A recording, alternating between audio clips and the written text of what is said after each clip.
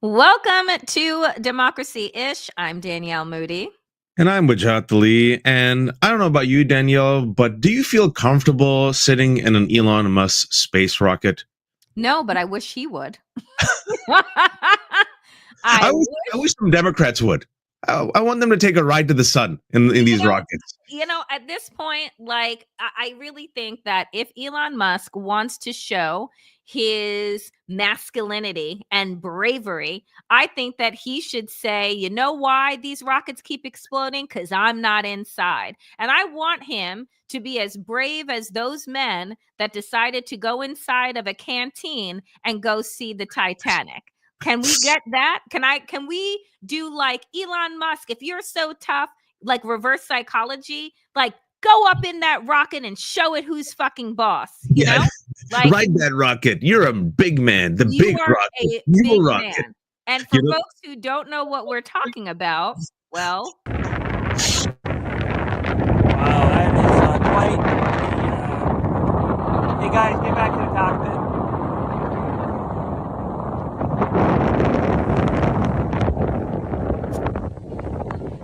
and no, it is not the 4th of July. That is yet another SpaceX rocket that has gone up in spectacular, environmentally polluting flames over the Bahamas, because who cares about Black people or the earth?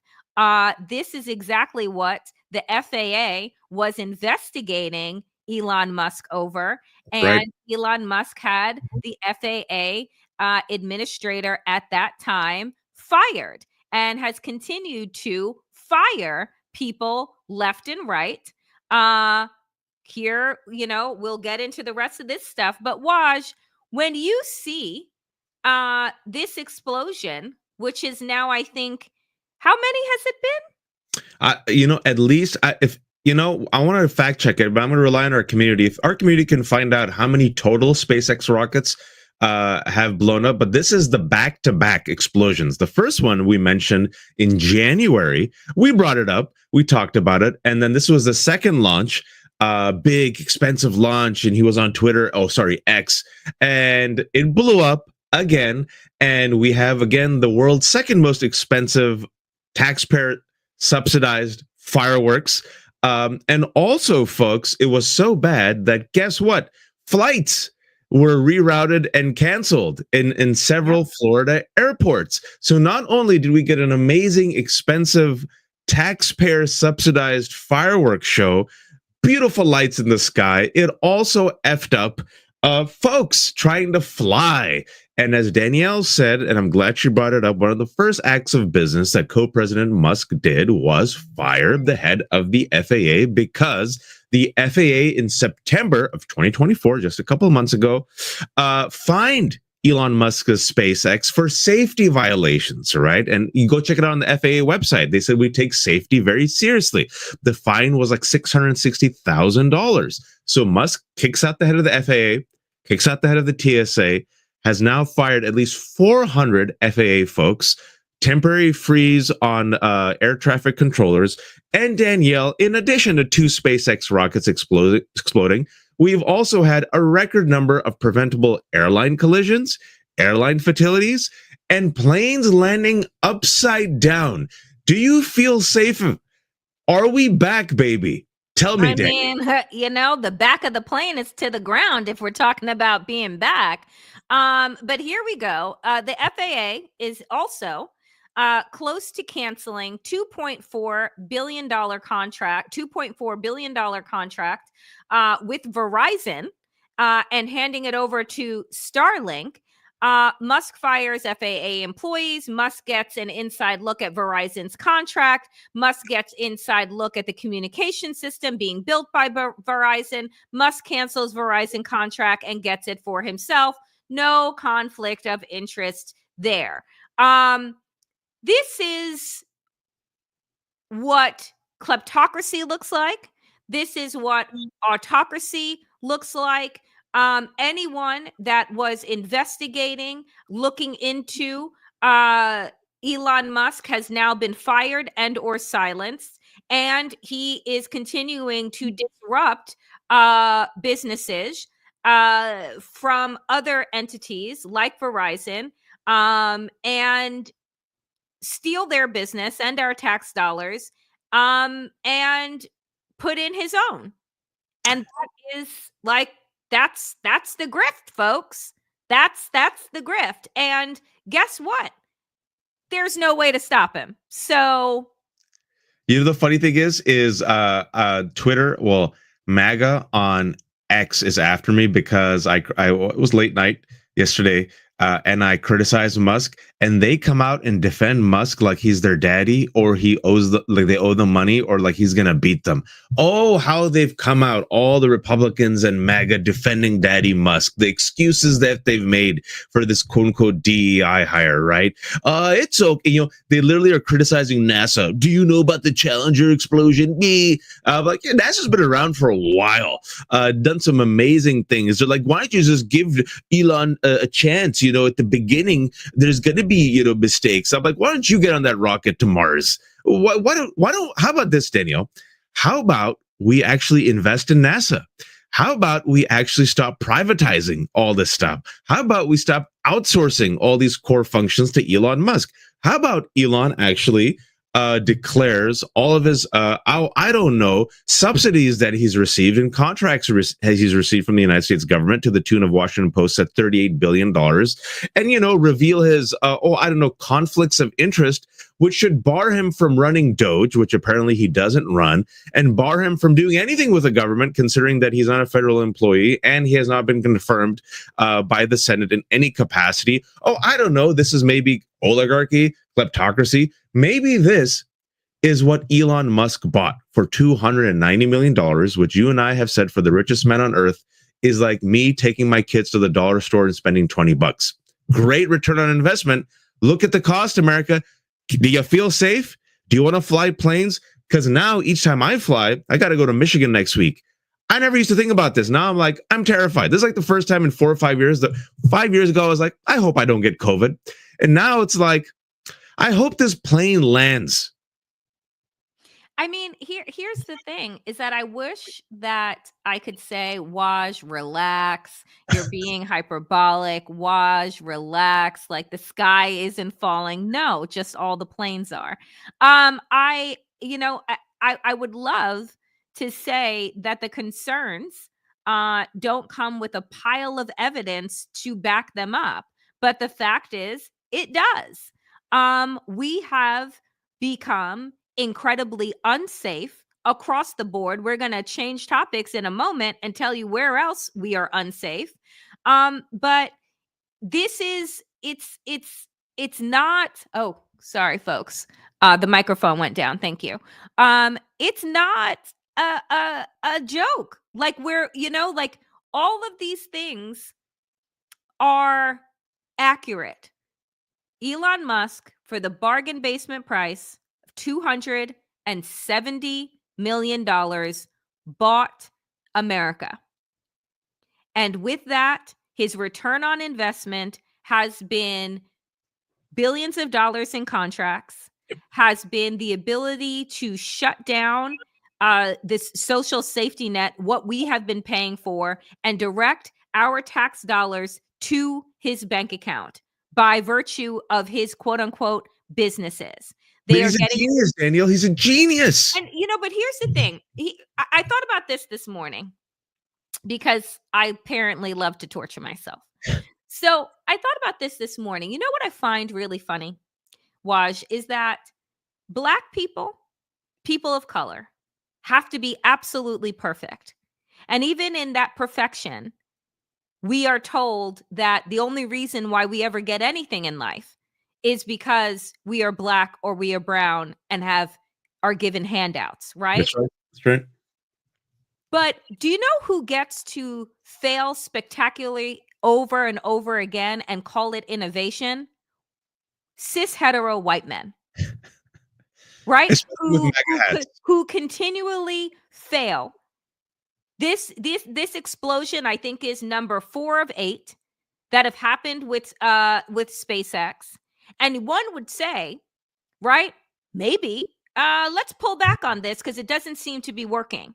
But because Elon Musk, by virtue of everyone everywhere, has been hailed as an innovator and a disruptor and a genius, right? That his failures are considered fucking research. But if a black or brown person in any said position fails one time, they are nothing more than a DEI hire and should be disposed of.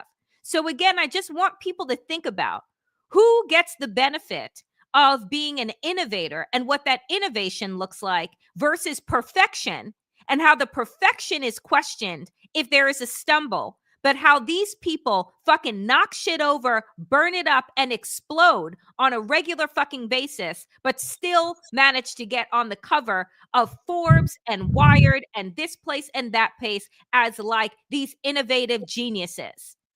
I completely agree. And I want to bring up, I know we made this reference before, but Rian Johnson, the writer director of Knives Out and several other movies, he made this movie called Knives Out 2, Glass Onion. Came out 2 years ago. Yes. And if you see that movie, check it out again on Netflix. In light of everything we've said, it was a very deliberate, intentional dig at this type of valorization of mediocre white men who have spent millions of dollars to create a persona and narrative of brilliance where there's actually just mediocrity and them stealing the genius of people of color. And in that movie, spoiler alert, Edward Norton clearly is a Muskian figure, and you find out that he ends up basically everyone, the movie starts and everyone goes, he's a genius. Oh my, he's brilliant. Even though he says stupid things like child equals NFT, and everyone's like, this must be, I don't understand, but this is 4D chess. And then you find out his allegedly brilliant idea he stole from a black woman, Janelle Monáe, and then he creates this structure called the glass onion. And this whole time people are like, it's the glass onion. What is it? And literally Daniel Craig's character, the brilliant detective, figures them out immediately. He goes, this man is an idiot. He is a moron. And every time someone says he's genius, he goes, no, he is stupid. It is a glass onion. There's nothing there. And literally that's what happened. There's nothing there. And when Edward Norton's character, the Musk derivative, is left to his own devices, he blows up his house. All right. What's happening? Literally, this man, what has this man created?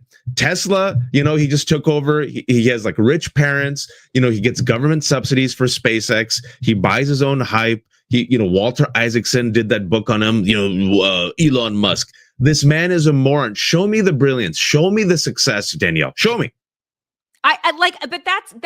That is the utter point of it all. But, to be clear, everyone believed the hype. Republicans and Democrats gave him the keys to our kingdom. Republicans and Democrats gave him top secret clearance. That's right. Republicans and Democrats and the entertainment industry gave him, gassed him all the way up. Yep. To where he could be untouchable. Right? So, again, who else but a white, cis, hetero man would be given such fucking leeway to be an absolute destroyer? And this is how we are programmed, right? And groomed into thinking that these men who only break shit and then eventually figure it out are geniuses. We're programmed into believing that that's true, and we're programmed not to question them. Nope. Because the idea is, how dare you question him? He's a multi-billionaire, which means that he's a genius. Money doesn't equal smarts, and it doesn't equal class. Donald Trump and Elon Musk are the absolute examples of those two things. And I'm so glad you mentioned this, because I'm old enough to remember in the last few months that everything that went wrong in infrastructure was blamed on DEI hires, Boeing planes, black pilots, female pilots, the bridge that went down here in Maryland. Oh, DEI hires, right? Domestic terrorism, DEI hires, but they didn't mention the white Trump voter who blew up the Cybertruck Yes, the Cybertruck that's getting $400 million of a State Department contract, even though it can't maneuver 2 inches of snow. This is America. We make monuments to mediocre, failed white men like, oh, I don't know, Robert E. Lee and Jefferson Davis, right? Meanwhile, Harriet Tubman still ain't on that dollar, right? Remember that Harriet Tubman was supposed to be on the bills? Is she still there? I don't know. Maybe she is. Maybe you all got one. I haven't, right? But they freaked out. How dare you replacing Harriet Tubman? Excuse me, a white man with Harriet Tubman, right? So we have statues and monuments and schools named after failed, treasonous, racist slavers who lost the war. Come They on. didn't even win. Come on. In order for me and Danielle to have a statue, we would need to create statues. Like we would need to have,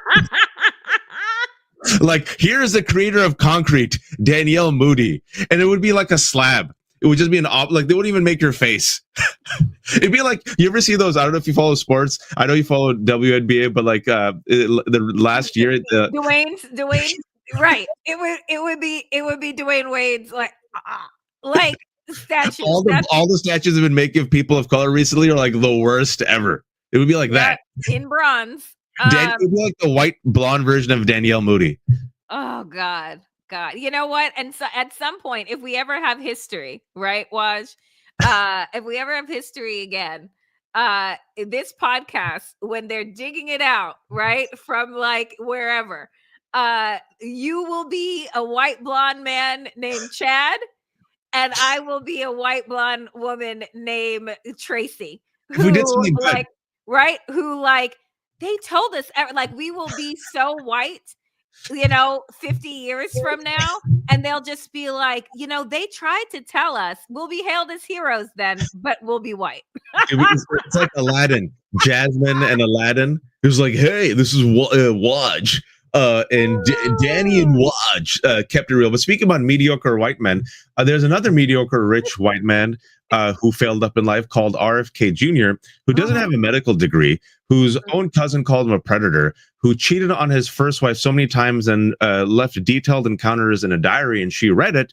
And that was one of the contributing factors, most likely to, unfortunately, her taking her own life. A man who has had a really interesting relationship with exotic animals, had a brainworm, has promoted anti-vax conspiracies, has promoted eugenics, science, bunk science, a man who people have allegedly relied upon for his anti-vax, anti-vaccination nutty ideas. Yeah.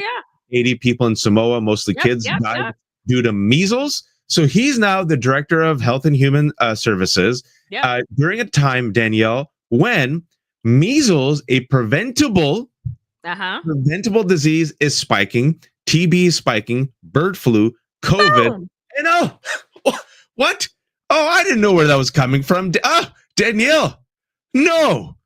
What? How could it happen? How could this preventable death happen? The second death after a 6-year-old child succumbed to death in Texas last week. Now a adult, right, who is unvaccinated in New Mexico, adult who tested positive for measles, has died. The second death in a growing outbreak centered along the Texas-New Mexico border. There you go. The individual did not seek medical care before death, according to New Mexico Health Department officials. The official cause of death is still under investigation. And here's the thing, folks. Just this tweet is a breakdown. I'm going to pick it up from the second sentence, which says, the person was a resident of Lee County, where at least 10 cases of measles have been reported. Lee County is just over the border from Gaines County, Texas, where the outbreak is centered.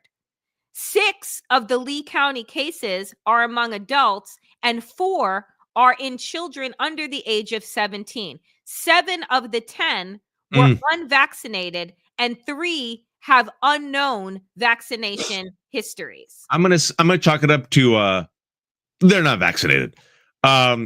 We've been talking about this for a while, folks. I think we brought it up to last week when we saw that first case in Texas. Actually, no, we've been talking about it for several months. For several months. Because Danielle and I, when we talk about the four horsemen of the apocalypse, it's Tulsi Gabbard, Russia's girlfriend, according to Russia, who is the director of national intelligence, Pete Hegseth.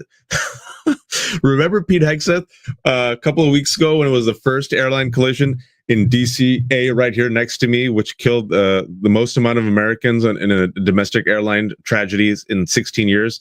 He came up with Sean Duffy of Real World to the podium and said, best and brightest only. Remember that? We're going to end DI hires. Yeah, that Pete Hegseth, who's the Secretary of Defense, speaking about DI hires. Just listen to these names, folks. And based on what Danielle said, you think we're all exaggerating about the worst of the worst failing up, right?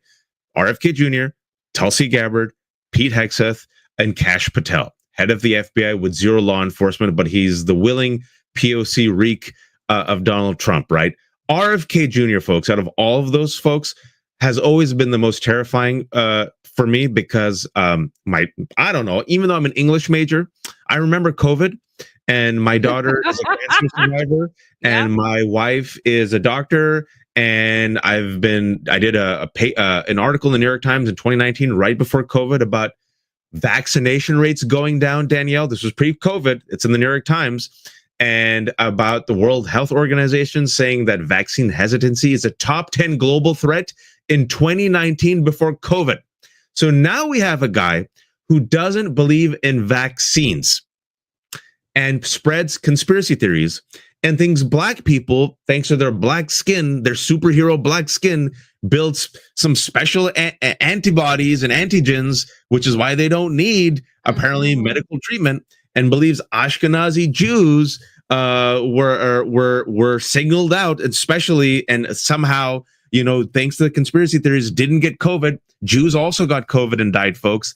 This is the guy who's the director of Health and Human Services, which also looks over the CDC, Medicare, Medicaid, and CDC no longer communicates, Danielle, with the World Health Organization. I mean, it is, hellscape just doesn't even fit what we are living in every single day. And, I say this, we put together this show, right, Waj and I, and we try our damnedest to find like good news. And this week there honestly was none. So it's not because we just like swimming in sewage, which, by the way, the Supreme Court just said was totally fine for us to do this week. Dump that water, save the kids, but dump sewage water in the San Francisco Bay. Dump sewage water. But it's terrifying, right? Like it's terrifying.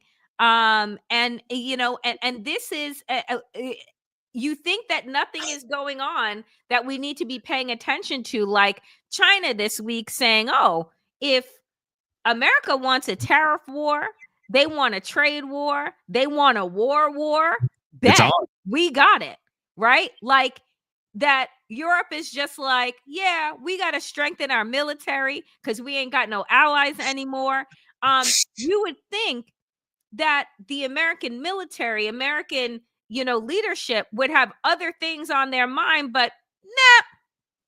The U.S. military has removed photos of the B-29 bomber Enola Gay because it has the word gay in it. This is the type of stupid fucking erasure, like rewriting of history that they're invested in, because their hope is that 10 years from now, 20 years from now, 30 years from now, again, the only thing that we will know is white men are excellent, amazing, exceptional, and to be worshipped. And that is it. Because if you control the narrative, you control history. So go ahead, Waj, read, please. So we're not making this up. They removed Enola Gay because I'm convinced they did Control F, gay and trans, and went down and tried to find anything they could as part of their DEI purge. And if you don't believe me, last night the AP has an exclusive. They published a database of the file names and descriptions of more than 26,000 military images flagged for removal because the pictures highlight contributions by women or minorities or celebrate heritage or, quote, DEI. A team of the AP journalists went through and saved screenshots of images we could still access. Many are already gone. And it's just a fraction of what's being targeted for removal as, remember, Hegseth targets DEI within the ranks, folks. So it's so bad, it's so bad that they did Control F, and I'm convinced these dumbasses or maybe some doggy members literally typed in gay. They saw Enola Gay because they don't read history books. They thought Enola Gay was probably like a LGBTQ icon and drag queen, not realizing it was a bomber that dropped the first atomic bomb in Japan. And they're like, oh, gay, Enola Gay, gotta scrub it. Also, this probably explains the transgender mice comment of Donald Trump from Tuesday's State of the Soviet Union. And then they also researched that there's no transgender mice. They're working on mice, doing experiments on mice. Guess for what? Cancer research, which, by the way, is being cut, Danielle. So they probably said trans, and then they saw a different word for trans mice, like transgenic mice, and they're like, transgender mice, gay. Also, remember that when it came to was it last month? It was the celebration for Stonewall. They did a compare and contrast of the historical record where they had LGBTQ, and then as a result of the purging, folks, someone noticed that all the words are there, except there's an edit. What was missing, Danielle? Transgender. So now it's LGB. Yeah. And you would think, again, you say, control all, F and just search and, purge, because it's not as if any of them read. It's not as if any of them actually know any history whatsoever, which would explain then why Trump is preparing to sign an order to dismantle the Department of Education. And folks, again, not a joke. White House officials have prepared an executive order directing Education Secretary Linda McMahon to begin the process of dismantling the department.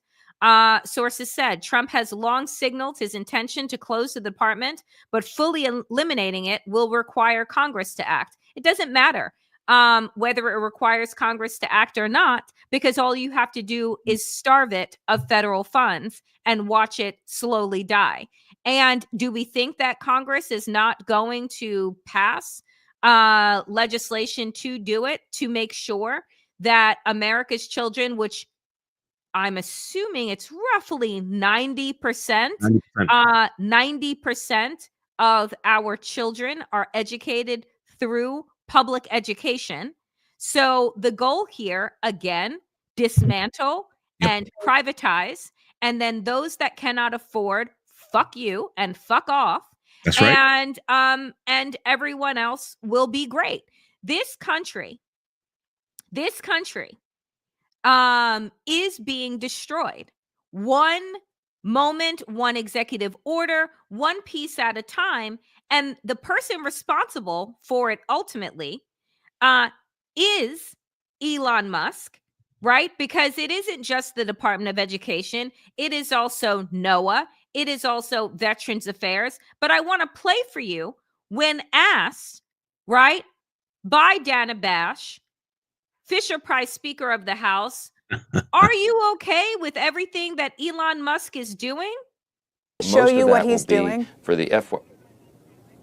Yes, he has. Elon has been able to crack the code. He's inside the belly of the beast of the bureaucracy, and the algorithms are crawling through the data constantly. And you are confident that things incredible. like 800 employees at NOAA, in the agency that is responsible for making sure that hurricanes at least are not as devastating because people know about it ahead of time. In states like yours of Louisiana, you're confident that those cuts will not end up hurting the American people. They don't go beyond the waste, fraud, and abuse that is understandable that you want to eliminate? Yes. What you're going to see is a very careful attention paid to ensuring that the essential programs of the federal government, the things that make sense to American taxpayers and that follow common sense, will be sustained and supported and funded. Folks, they want to privatize weather forecasting. We mentioned this on the show a few months ago. They want to privatize weather information in the Weather Service. NOAA is part of the Department of Commerce. The reason is the weather is central to economies, forecasting weather, telling information, correct information about the weather, hurricanes, tornadoes. It is entirely disruptive to the economy, to infrastructure, to security, to human life. They want to privatize that information. So they're gutting NOAA. They want to privatize. So they're going to outsource it. Maybe Musk has a new company. And then if you want to get the greatest alerts and details, you just pay a little bit extra. And if you can't, well, if you see that tornado, run. And if you see that hurricane, well, I don't know, learn how to swim. You think I'm joking? I'm not. They want to privatize weather. They want to privatize the USPS, not just for greed, but also dismantle mail-in ballots and also take control of voting. They want to privatize space travel. They want to privatize education. And there's a slide. Hold on one second. This is so telling. Because Linda McMahon said this, and this is all projection. Can you please? Yes. The experiment of controlling American education through federal programs and dollars and the unaccountable bureaucrats those programs and dollars support has failed our children, our teachers, and our families. This was the final. She literally calls it the final order. It's like this kamikaze mission. Linda McMahon said, this is the final order. Like, what the heck? What do you mean the final order, right? So the plan is that the Secretary of Education is in support of dismantling the department she's supposed to lead, just like Betsy DeVos. Betsy DeVos, total extreme right-wing Christian fundamentalist, the sibling of Eric Prince of Blackwater, has poured millions of dollars into dismantling and weakening public education, siphoning those funds, folks, and then sending them to private schools, Christian schools, and charter schools that have failed in Arizona and also in Michigan. And also, what are they doing? It's all projection. All the woke ideology, this and that. What are they doing in Louisiana? Oh, yeah, the 10 Commandments, right? 90% of our children are taught in public schools. So they're draining the resources from public schools, then saying, public schools, they failed. I mean, what are we going to do now? It's like the arsonist who tells you that he cares about like saving houses. Dismantle education, privatize it, weaken the teachers union. Danielle was a teacher. Why? Because that teachers union is powerful and oftentimes votes Democrat.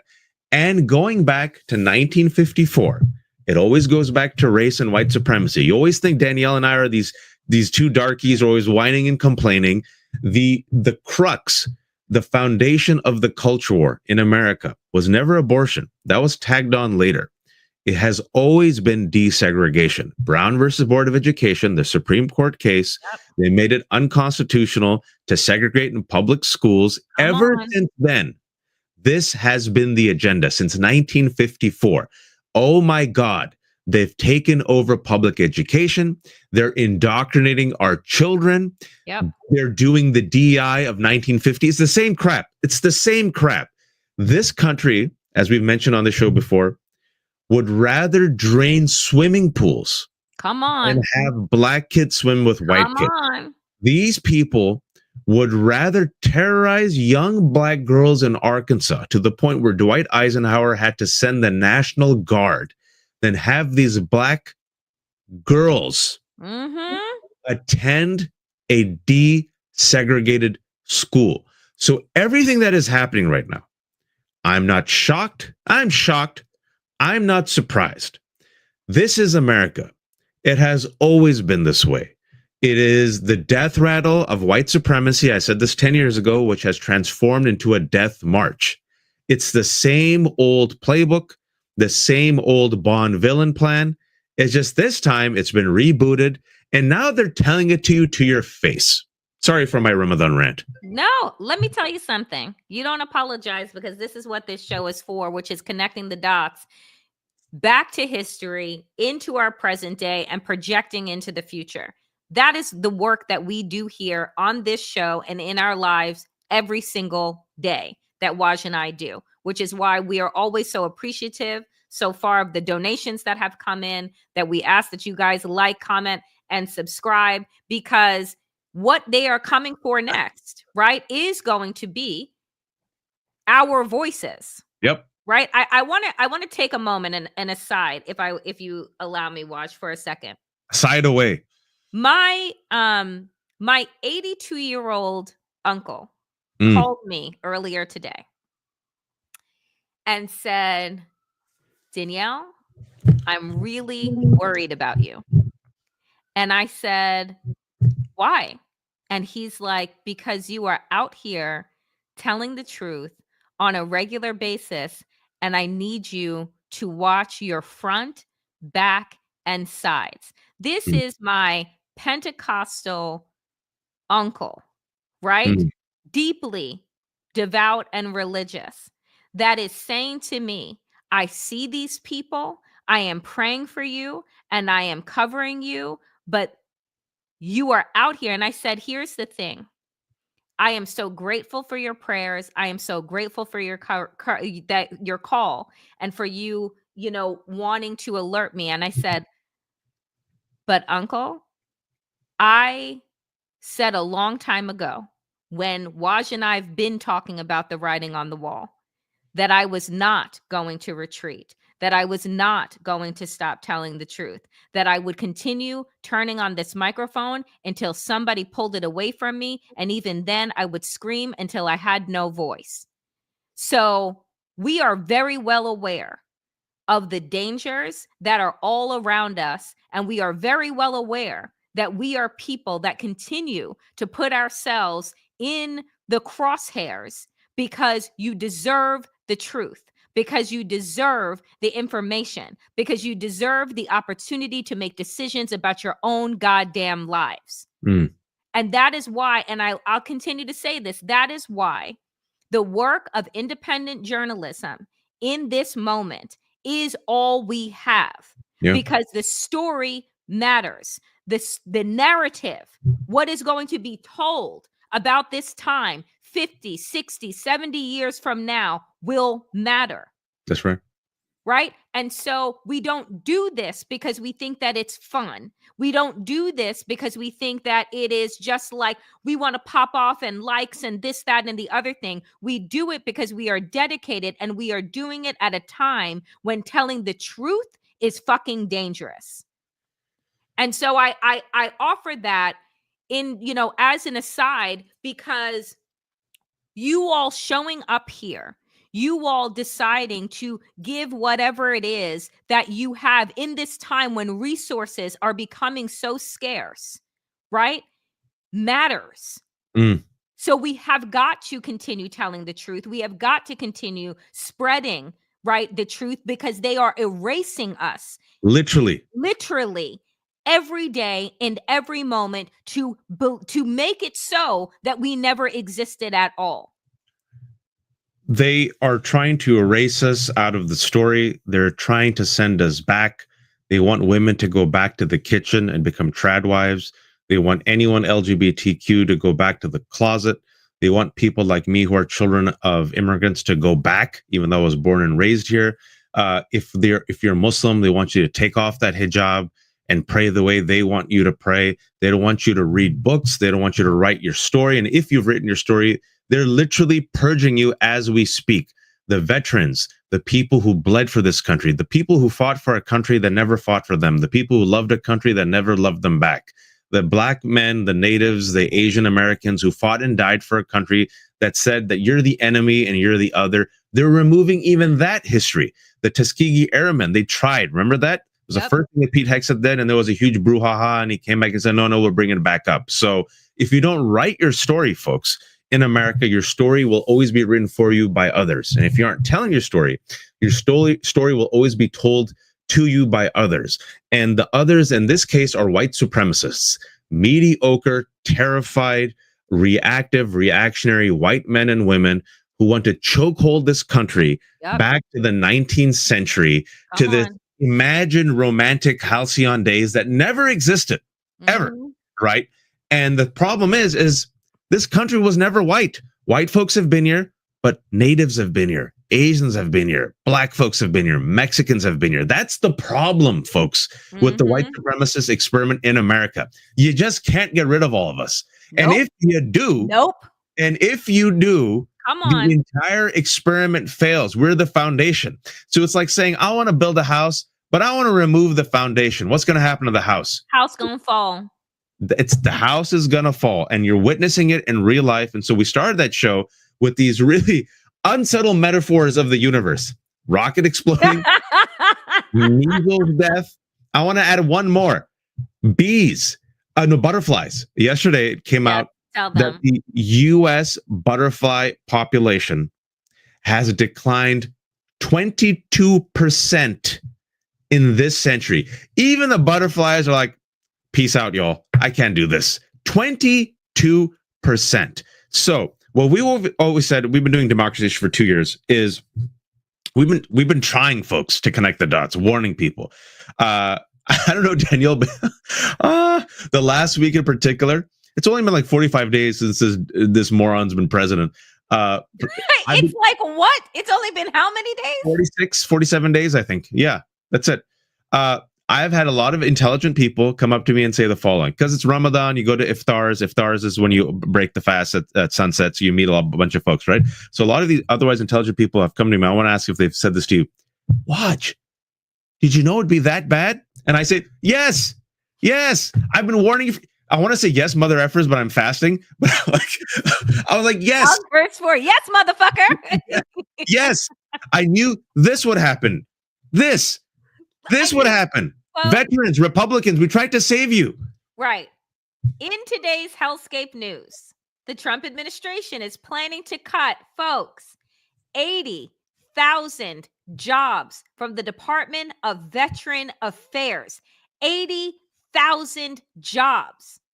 The VA is already short-staffed and wait times are abhorrent. Veterans will die because of this move. Right? And let me tell you what one of Trump's 25%. Sorry. Like you mentioned, 25% of VA employees are veterans. And let me tell you what one of Trump's bobblehead lawyers said the other day on television. She said, well, maybe some of them didn't need jobs. Alina Habba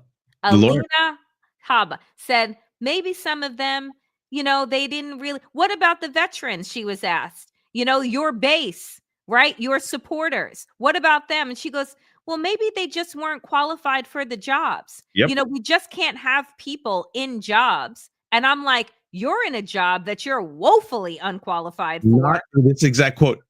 They're not fit to have a job. Say it again. Say it again. Well, some of these veterans who were ousted by Musk and Doge, maybe they were not, quote, fit to have a job. That is what the Republican Party thinks about veterans, thinks about their base. And we tried to tell these people, wake up. But they said, no, I'm going to vote for the man who said, don't show that traumatized veteran. Don't show the person that has been disabled fighting for our country. Let me use the National Cemetery as a photo op. Let me not go visit, right? When I go to other countries, the graves of those that have sacrificed. No, they voted for the fucking draft dodger because he hated the same people as they did. But instead, right? They thought that they were cozying up to the table of white supremacy and they didn't realize they too were on the fucking menu.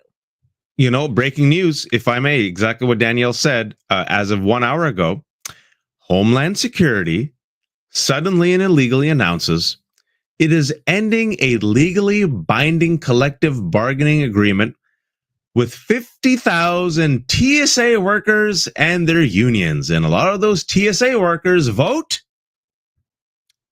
Republican. You thought it wouldn't happen to you. You always think it won't happen to you. And so let us go.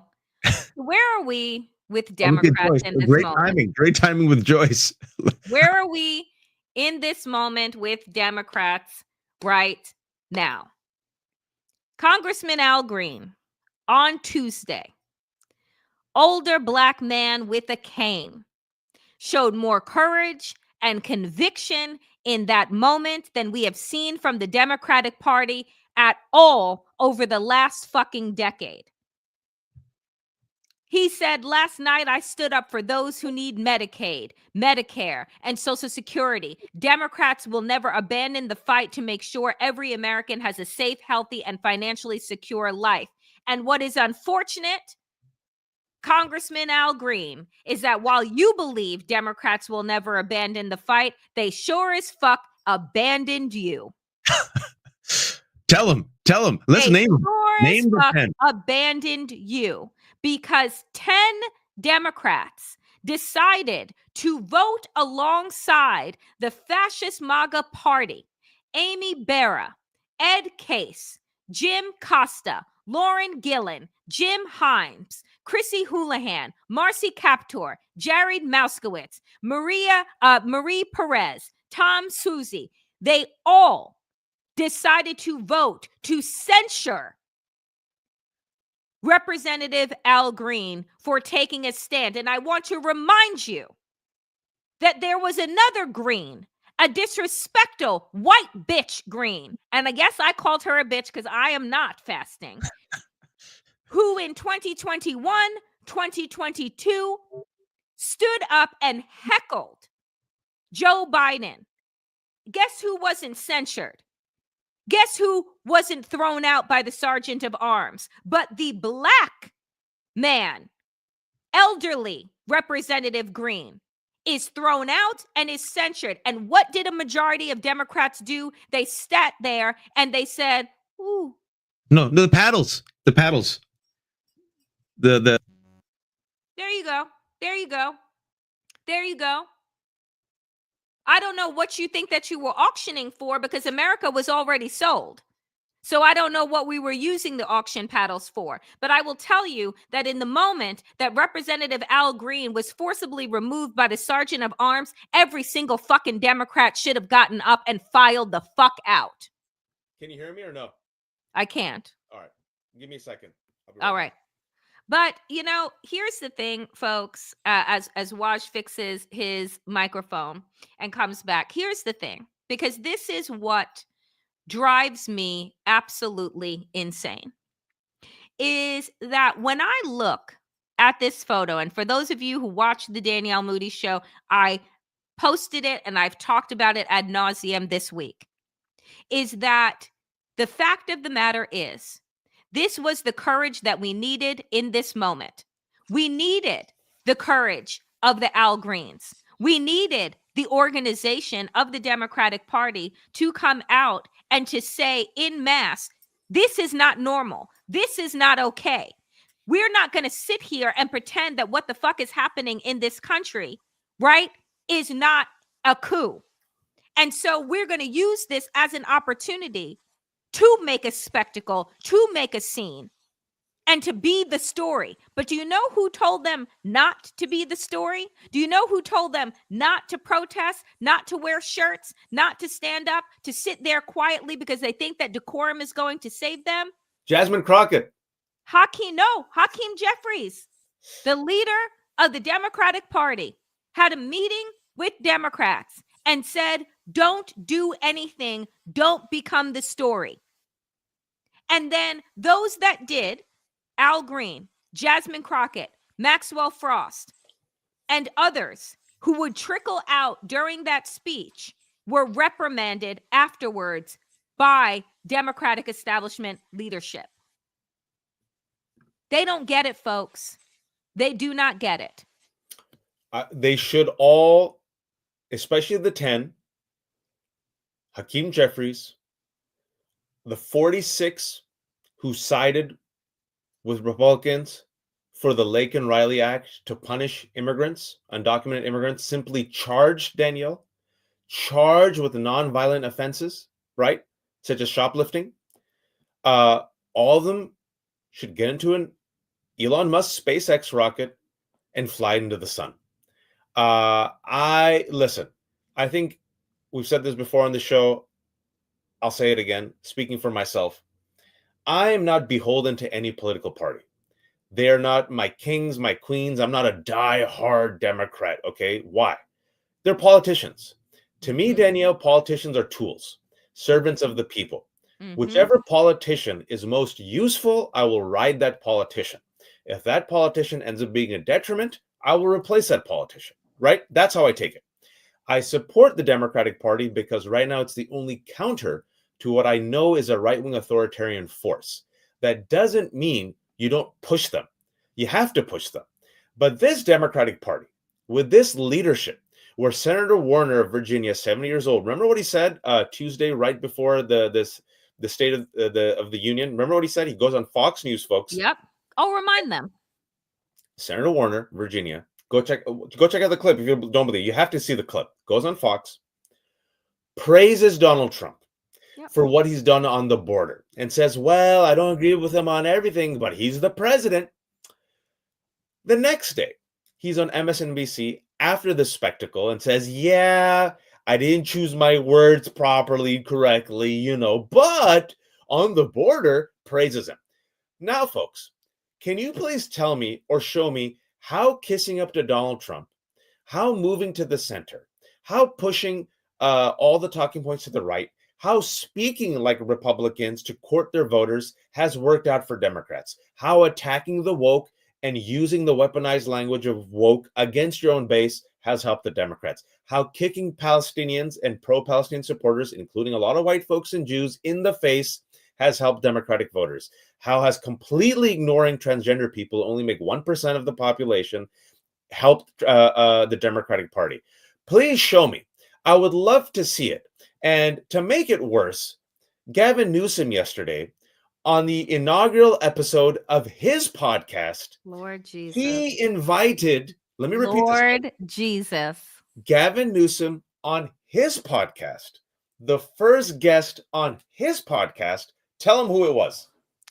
Charlie fucking Kirk, the founder of Turning Point USA, the MAGA of MAGAs, the conservatives of conservatives, the white supremacists of white supremacists.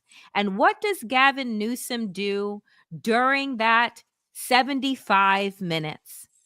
For 75 minutes, Gavin fucking Newsom, who was the former mayor of San Francisco, who officiated over a gay marriage before it was legal, the former champion of LGBTQ folks, but only when it was useful for him to be that champion, threw trans athletes under the bus, said that it was unfair for trans athletes to participate anywhere in sports. He didn't stop there, folks. No. Gavin Newsom, who had made it his point of taking on Don't Say Gay and Ron DeSantis in Florida. No, he also said that there were problems with the Black Lives Matter movement. He went on, doubled down, and said that defund the police was a stupid idea. He went on and said that his 13-year-old son looks up to Charlie Kirk and MAGA, which, by the way, Gavin Newsom, makes you a fucking shitty father if that is who your son is looking up to. And that now you think that, oh, maybe we can agree on some things. And I'll tell you what the fuck you agreed on yesterday. You agreed on that you were white. You agreed on that you are wealthy. You agreed on the fact that you are a man. You agreed on that none of the things that Donald Trump is doing, it's going to hurt people like you.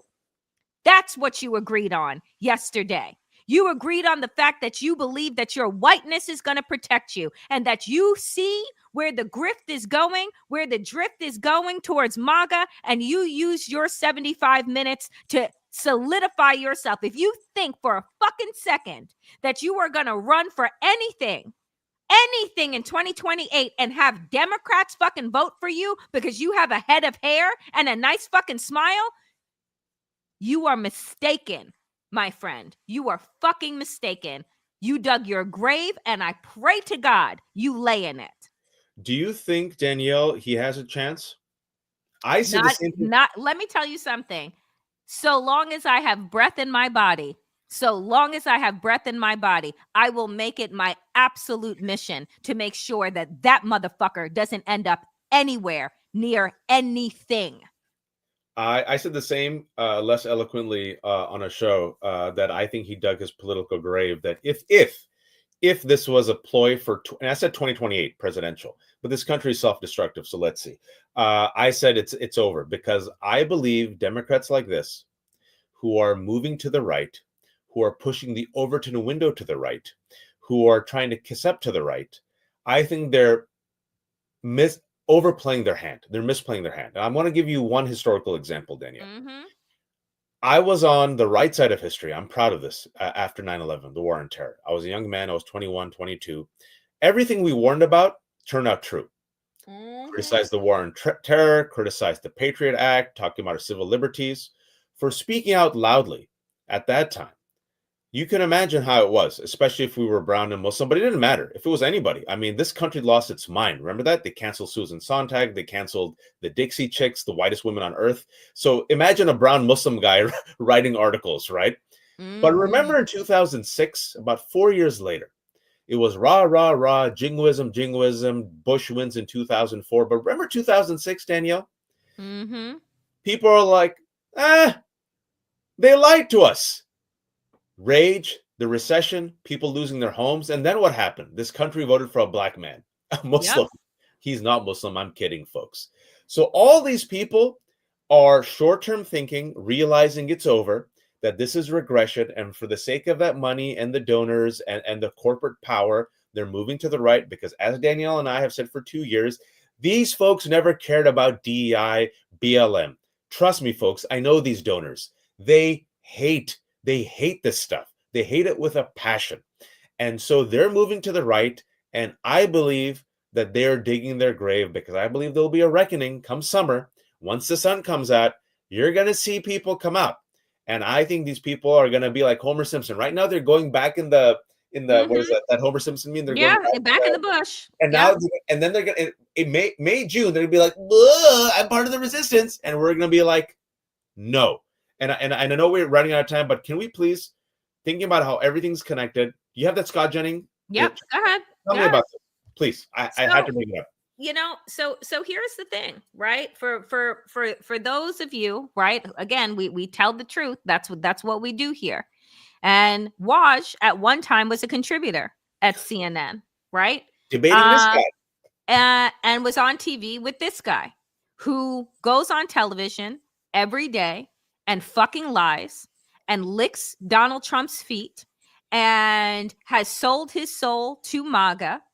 And what does this say here today, folks? CNN political contributor Scott Jennings, fucking liar, sycophant, is set to not only have his contract renewed, but also receive a white man's pay increase. Told you. Because they consistently stay winning and then stay on air complaining about anyone that is black or brown that gets on air for fucking free, right? Who isn't paid for telling the truth and calls into question, right? Their intellect calls into question their presence. But this is what is happening to corporate mainstream media. This is who corporate mainstream media is paying while they cancel the Joy Reids and the Don Lemons and the Katie Fangs, and they move them to composite shows, and they put all the black and brown people together on one panel. And MSNBC, they had put out initially, follow us for our joint session coverage, and it was all the white broadcasters in prime time. And then after that was posted and they get backlash, then they put in Michael Steele and Simone Sanders and Alicia Menendez. Look, no, we have blacks and browns. Don't come for us. We just replaced one with 3. Because that's what they think about us. And so, yes, Kyle, I'm going to put that up. Segregated TV. Because everything comes back to erasure. Everything comes back to silencing. So whether you're on Capitol Hill and you are censured for speaking truth to power, whether you are on television and you are fired for speaking truth to power, these are the people who are getting the raises and the microphones. And Danielle, did you ever get paid by cable news? No, I did not. Ellie Mistal doesn't get paid. I don't get paid. And each person of color is a third of a human. And if you don't believe me, when Ayman gets his new show, I guarantee you he will not. It's a panel show, by the way. It's a panel show. It's going to be a panel show, and they're going to put 2 women and probably 2 women of color next to him. Maybe one white woman and 1 woman of color. Yeah, told you. It's a same thing.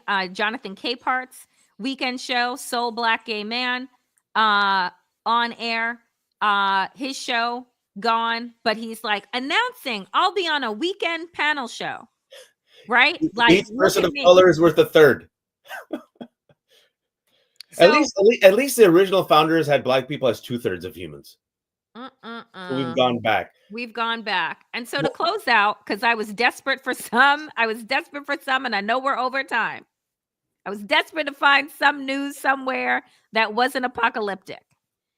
Word on the street has been that Kamala Harris is going to run it's going to decide by the end of summer if she is running for governor.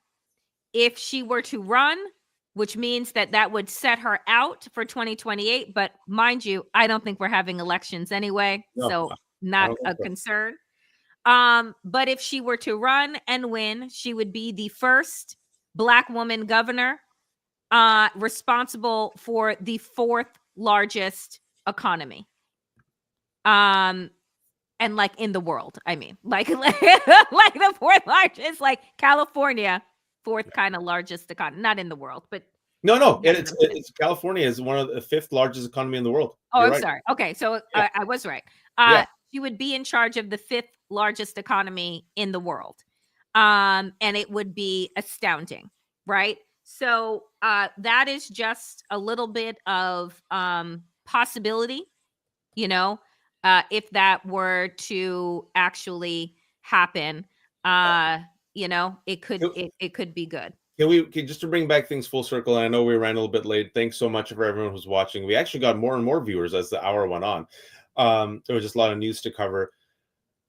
Everything that happened, that's happened in the past 45, 46, 47 days, could have been avoided had just enough Americans voted for her.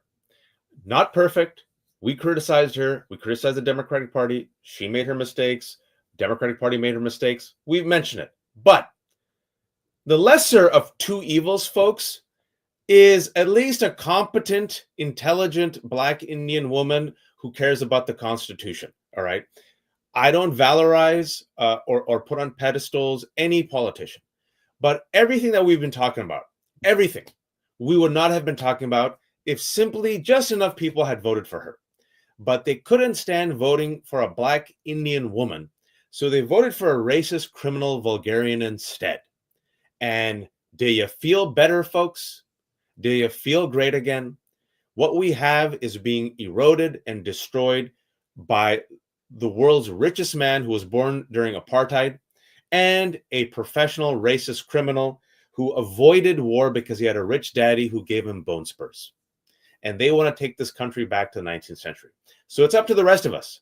Democrats aren't coming to save us. Billionaires aren't coming to save us. The Avengers aren't coming to save us.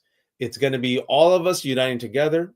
And like we've always said, first take care of yourself, your mental health, your spiritual health. Take care of your home, your family, your street, your block. It's going to be local. local communities combining their powers, national, state by state. That's how we do it. We have to speak out and tell our story. If we're silenced, we're dead. So please, I know times are rough, but if you can, every super chatter, if you see that button with the heart and the dollar sign, that's how people give like 99 cents, a buck, $5. It really goes a long way. Danielle has put democracy-ish on her YouTube. We were a podcast only, but for the last couple of months, we've gone on YouTube. We've grown. I think Danielle finally crossed 15,000. I think she's at 15,200. We're trying to get her 20,000.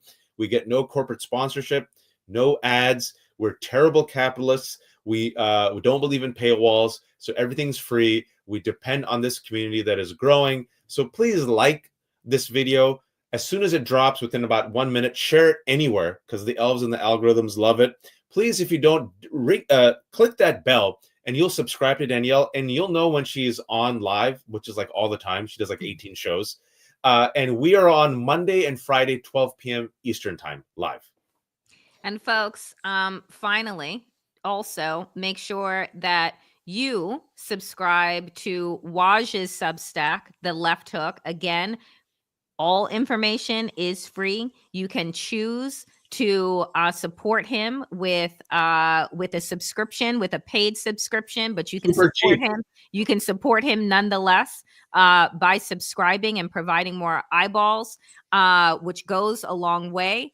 I too am now on Substack, The Damn Digest.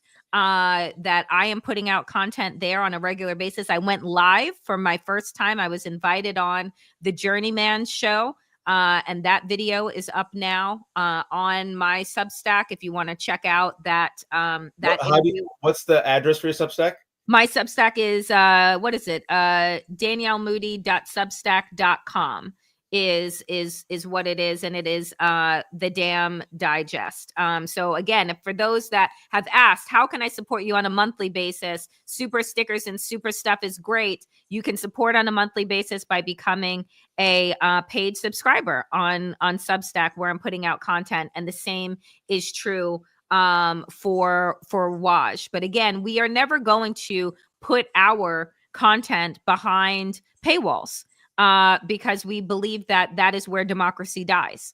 And so for those that can and do, you support us in any which way that you can. We are grateful for every cent that comes through, and every like and subscribe that comes through continues to help feed the algorithm and continues to get this channel in more people's feeds. And the bigger we grow, the more of a movement we can create. So with that, dear friends, thank you for listening to and watching Democracy-ish. I am Danielle Moodie. And I am a fasting but alive Wajahat. And we will be back on Monday, 12 p.m. Eastern, live. If in fact, less and less funny every time we say it, if in fact we have a country left, inshallah. Take care of yourselves, folks. Be safe, and we will see you back here Monday.